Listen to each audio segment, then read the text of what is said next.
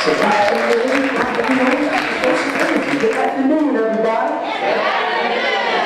As entrepreneurs, we gotta have energy, right, Jay? We have to have a lot of energy. Yes, I'm honored to be here today. Stacy, my queen. How you doing? I'm doing great. Got a great turnout. Thank you so much. As Karen said, you know, I'm big on hearts. You know, I'm a people's person. It's about people. You know, the customer service is the most important thing in business, and relationships are the most important.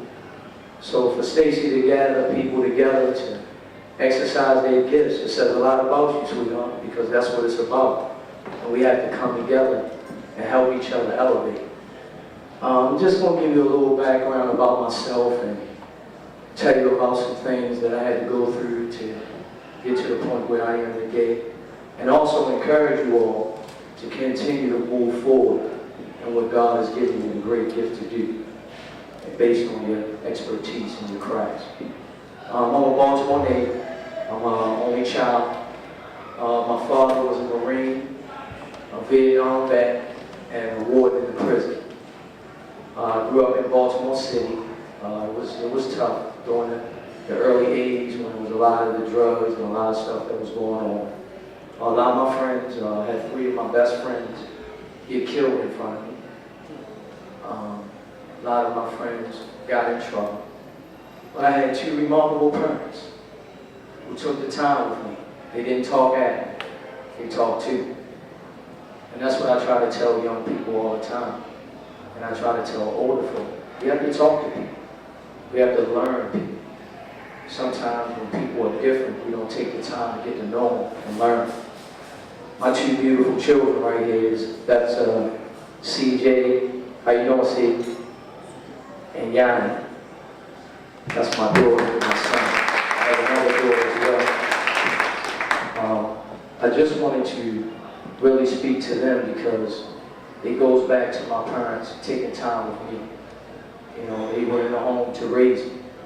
My mom was very, very integral about my education. Said education is everything. And my father was big on sports. So this is how they tricked us. At 5 years old, my father put boxing gloves in my hand, baseball in my hand, basketball in my hand, and a football in my hand. And he said, son, based on how I was coming up and what I've been exposed to, the one thing that is the closest thing to life, in my opinion, is sports. Because you win, you lose, you learn teamwork, you learn about integrity, you learn how to make each other better.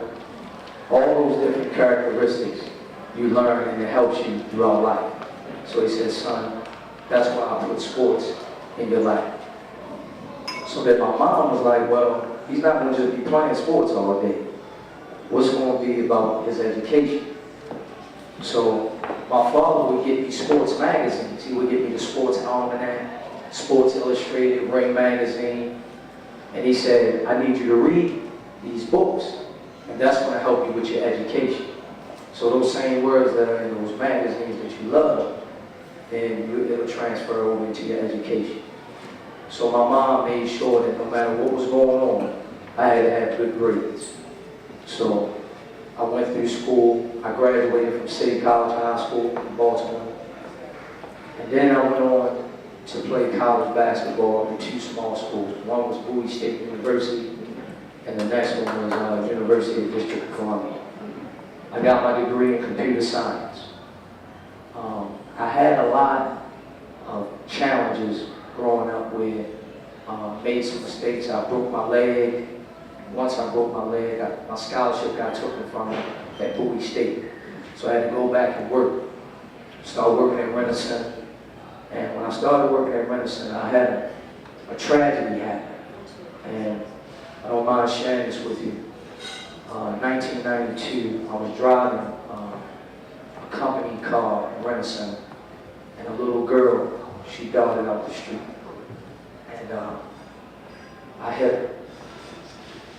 And she died.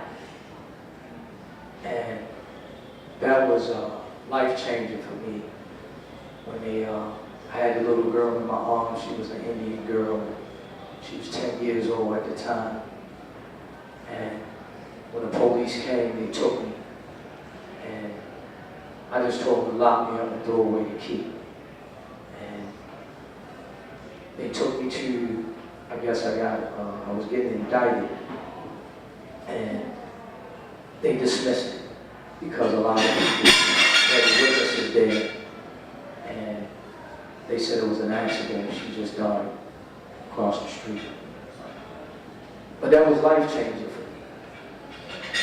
And I just wanted to see the family, wanted to be a part of the family. But they wouldn't allow me to be a part of the family because, I guess, the politics and the business. Because, you know, they didn't want us, I guess there was lawsuits that were involved. That taught me a lot. Because we paid more attention to the business than the people. That beautiful little soul.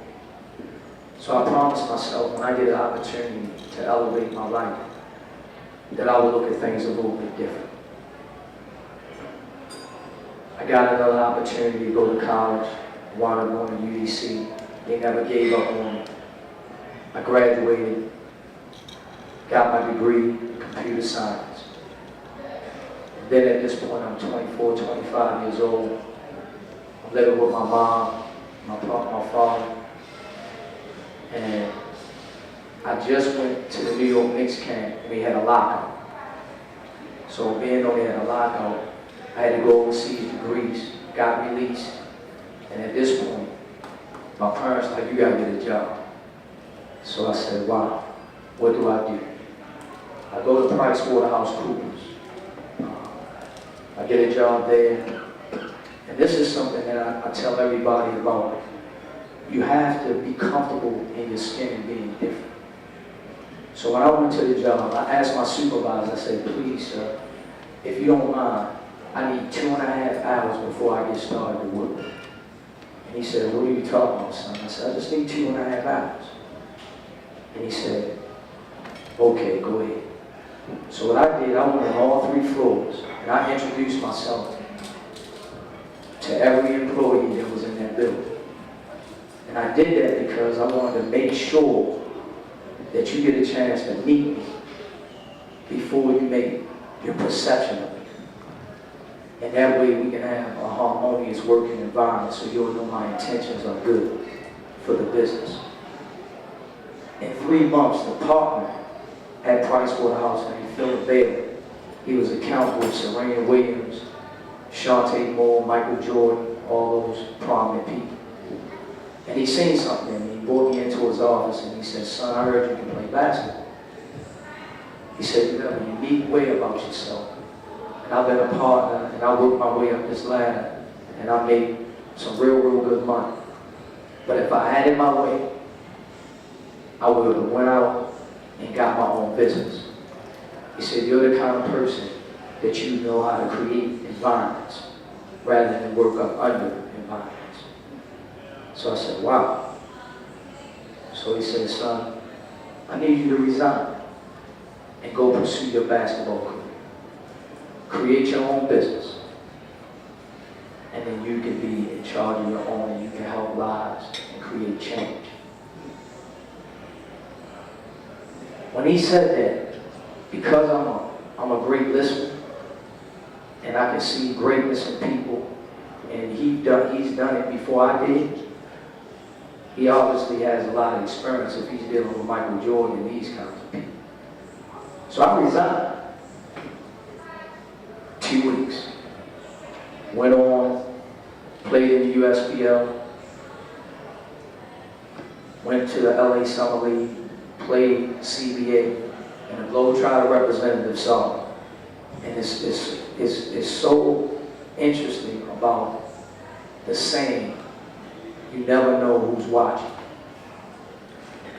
I was just playing hard and just being who God made me to be. And you'd be surprised. The Globetrotter representative came up to me and he said, son, I want you to be a Harlem Globetrotter. I want you to report here in 2 weeks to training camp. So out of 100 players, 4'8", and as you can see, I'm small. So what wasn't inside of me that I was able to make that team?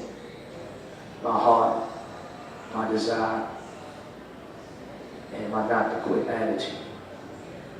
Will Smith said, I'm willing to die on that treadmill. That was kind of intriguing to me that he would say that. He said, you may be smarter than me, you may work harder than me, you may be smarter than me, you may be more gifted than me. He said, you may be prettier than me, but you're not going to outwork me. You're going to get off that treadmill first. And it's so ironic that he says that because that's how I live. I believe that I can do anything. And I say to each of you, do not make excuses to fail. Always believe in yourself. And whatever's in your past, you can overcome.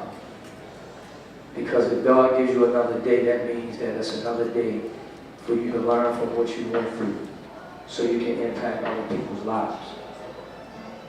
So do not waste these networking events just to socialize, just be around each other. Seriously come together with each other to impact each other's businesses. As I travel all over the world, sometimes people just give you a business card just to give you a card. But they don't follow up and follow through to make sure the business gets done. Let's learn each other. I've been to 40 countries. I played in every city, major city in the United States. And I've been able to learn so much about people. It's not about color, it's not about nothing.